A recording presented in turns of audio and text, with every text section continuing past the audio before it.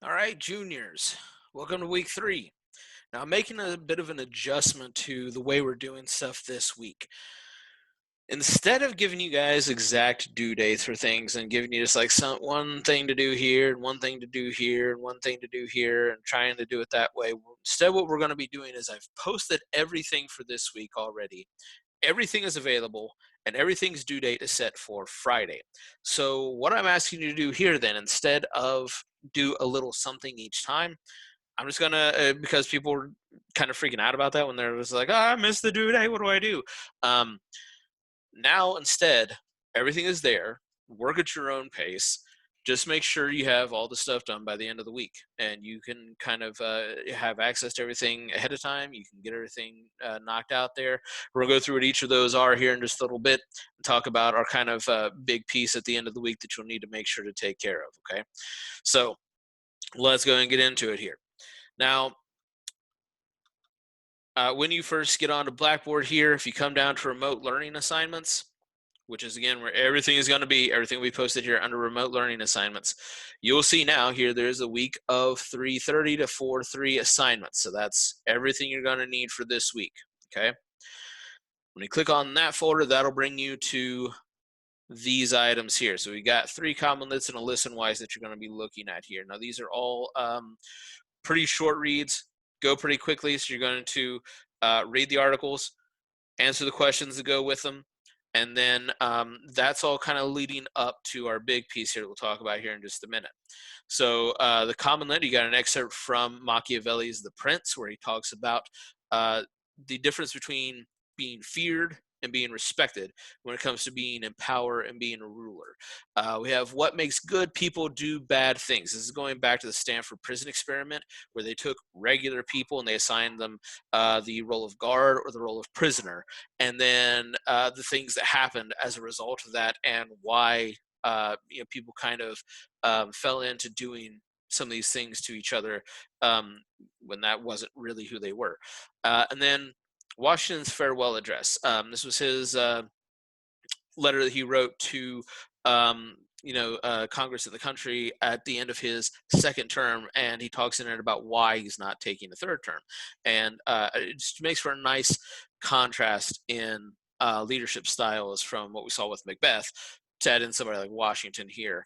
And then our last piece, our listen wise piece here, is an interview with David Duchovny where he talks about the movie The Godfather. And he talks a bit about part of why he loves the movie, but also what it means in terms of the concept of power and morality there, and how they kind of determine what is the right or wrong thing to do in those kind of cultures. So again, it's kind of some interesting pieces here to consider as we keep talking about the definition of power and what makes power and what responsibilities are there. So you're going to complete these 4 items here, and then the last thing that you'll do at the end of the week here at some point, and feel free to do it at whatever point in the week you want. You may have to pop back in to finish it up, but that'll be up to you when you go back in and complete this other piece to it here.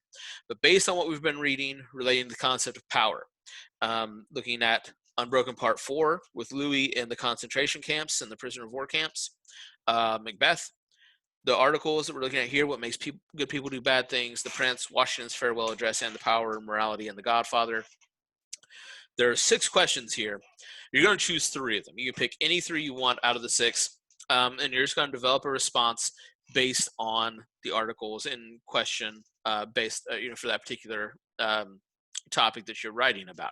So you're going to create a post here. This is going to be a discussion board thing to get some talk going back and forth and get some interaction with your peers this way, and discuss some of these pieces we've been talking about here. So you have compare and contrast the representations of power in 2 of the pieces, any 2 pieces that you want. When considering the prince, what would Machiavelli say about Macbeth and Washington as leaders? So you're tying in 3 different pieces there. You're going to be looking at the excerpt from The Prince, and you're going to look at what happened in Macbeth and Washington's farewell address, and how would he kind of classify them, and what would he probably say about their leadership and the way they approach power here. In the article, number 3, in the article, Why Do Good People Do Bad Things? Dittman states we are powerless against situational forces. You're going to make an argument for or against this statement by discussing the situations that Louis from Unbroken and Macbeth find themselves in, because both of those people, when we look at the story of what's happening there, find themselves in situations kind of beyond their personal control, and what do they do in those situations. So you can talk about both of them. You can kind of focus on one of them, but you're going to be either arguing for or against this idea that we are powerless against situational forces. When things outside of our control start to have an influence on us, are we, kind of at their mercies, or are there things we can do about it? Number 4, discuss the different perceptions of the responsibilities of power between Macbeth, Washington, and the characters of The Godfather, as discussed in the Listen Wise piece. Number 5, provide an answer to the question, what makes good people do bad things? Use evidence from any of the texts. Your personal experiences and or real-world examples could also be good fodder here for developing support. And lastly, number 6, make an argument for or against the statement, power corrupts, absolute power corrupts absolutely. Use evidence from any of the texts to support your argument for or against that particular statement. Okay, so those are your 6 options. You pick 3. Okay, so you pick 3 of them, develop your response for those 3. Make sure that you're using evidence to support. Okay, so go through and find, I'm looking for your race technique here.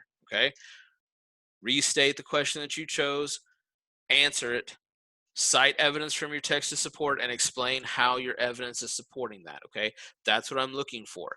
Each of those 3 is going to be 10 points, and then you're going to get 10 points for going back and also replying to at least 2 other classmates' comments. Okay, so what they post, you're going to go in, read what they've written, and then reply back, discuss with them, talk about what did they say something particularly insightful? Did you agree with what they wrote? Did you disagree with it? And if you disagree politely. Okay, we don't need to start, any kind of like flame wars or anything here. Maybe just point out something that they didn't take into consideration, or it doesn't have to be an attack on the person to have a discussion or debate. You can just talk about the ideas, right? So go back in after you've written your 3. Find a couple other people who've posted and respond to their posts as well. Okay, that's it for this week. Work on it whenever you want, as long as all of them are done there. It shouldn't be too stressful for you, and should allow you kind of more flexibility in when you get some of this stuff done. Okay, now in terms of your other items, let me show you this very quickly. So to get to the discussion board, what you're going to have to do, you're going to go to definition of power discussion. You're going to click that link right there. When it comes up here, you may not see anything else because nobody else has posted yet. So you're going to go create a thread, and there you'll see it pops the questions back up there for you to choose from. Write in your subject, type in your response right down here, okay?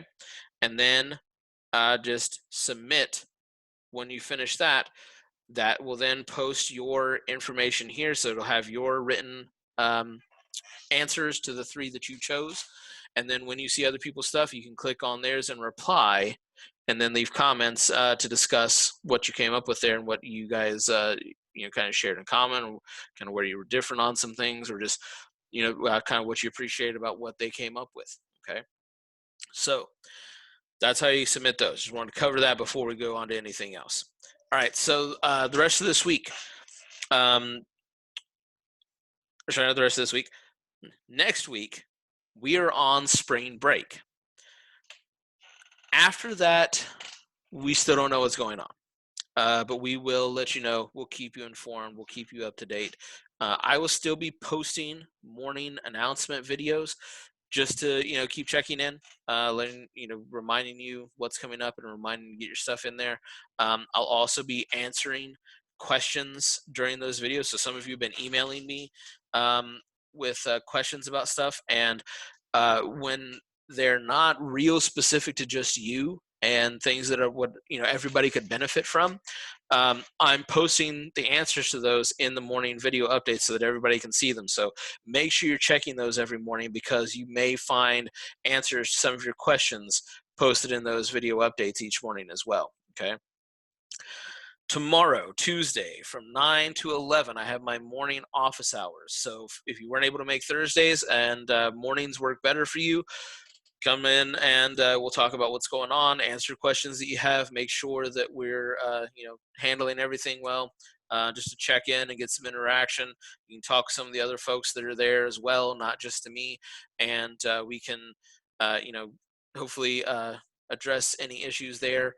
And the office hours again, Tuesday from 9 to 11, Thursday from 1 to 3. Thursdays went really well.